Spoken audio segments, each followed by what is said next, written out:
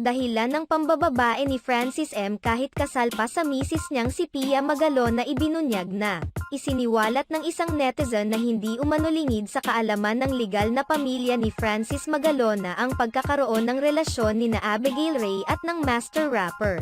Sa isang tweet, sinabi ng netizen na si Megs na may lumabas noong blind item patungkol Francis noong nabubuhay pa ito dahil sa umano'y relasyon nila ni Abigail.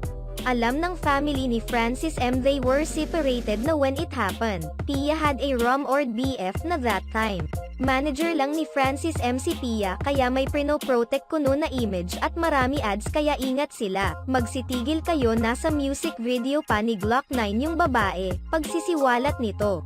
May mga netizens naman na nagsasabing lumabas nga noon ang mga usap-usapan na umano'y plano maghiwalay noon ni Pia at Francis M.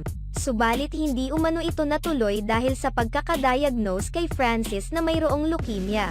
Muling naungkat ang mga isyong ito nang isiwalat ni Abigail Ray ang naging relasyon nila noon ni Francis Magalona kung saan nabiyayaan sila ng isang anak. Si Francis Magalona pa umano mismo ang nagbigay ng pangalan rito na mula sa kanilang mga pangalan, Gail Francesca.